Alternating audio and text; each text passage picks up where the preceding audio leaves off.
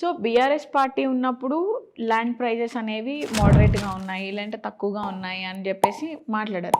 Next come to Congress ఉన్నప్పుడు అమాంతం prices పెరిగిపోయాయి అని అయితే ఒక మాట అయితే ఉంది. మరి అది ఎంతవరకు వాస్తవం అంటారు? హైదరాబాద్లో గత ప్రభుత్వం ఉన్నప్పుడు కొంచెం రేట్లు ఎక్కువ ఉన్నాయి, లేదా ఇప్పుడు ఇంకా పెరిగిపోయినాయి. సో అక్కడ అంత డిమాండ్ అంటే జనాలు వచ్చి అంత కొంటురా లేదా కూడా తెలియదు, కానీ గవర్నమెంట్ ఊకే రేట్లు పెంచుతా ఉన్నారు. మనం చూస్తున్నాం ప్రతి 3 నెలలకు 6 నెలలకి రేట్లు పెంచుతా ఉన్నారు.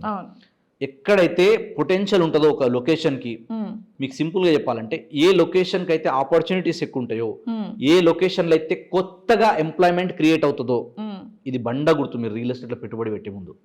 ఎక్కడైతే కొత్త జాబ్ క్రియేషన్ జరుగుతుందో, ఎక్కడైతే కొత్త ఇన్ఫ్రాస్ట్రక్చర్ వస్తుందో, ఎక్కడైతే గవర్నమెంట్ సపోర్ట్ ఉంటుందో ఆ ఏరియాలో తొందరగా గ్రో అవుతుంది. ఓకే. సో ఇప్పుడు హైదరాబాద్ అనేది ఇందాక మాట్లాడుకున్నట్టు ఓఆర్ఆర్కి దగ్గర ఉన్నాయి కాబట్టి ఈ లొకేషన్లో ఆటోమేటిక్ డిమాండ్ పెరిగిపోయింది, ఆటోమేటిక్ ఇక్కడ బాగా భూమి వచ్చింది.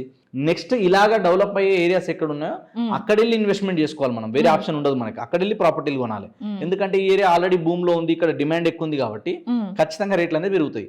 అండ్ ఇప్పటిదాకా నేను మళ్ళీ చెప్తున్నా, నా దృష్టిలో హైదరాబాద్కున్న పొటెన్షియల్ని నేను చూస్తున్న దృష్టితో ఇంకా Hyderabad not touched the mark, ఇంకా టచ్ కాలే. నేను మొన్న చెప్పిన ఆల్రెడీ 100 కోట్లు అనగానే గగనం అన్నారు. నేను చెప్తానే ఉన్నా రేటు పెరుగుతారా నాయన, చూస్తా 177 కోట్లు పోయింది. మళ్ళీ చెప్తున్నా అది 170 కోట్లు కూడా లెక్క కాదు, 200 కోట్లు నాకు తెలిసి అతి తొందరలో కొట్టబోతుంది.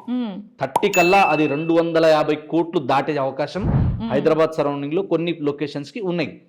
కాబట్టి జస్ట్ వెయిట్ అండ్ వాచ్, చూద్దాం ఎంతవరకు అవుతుంది ఏందన్నది.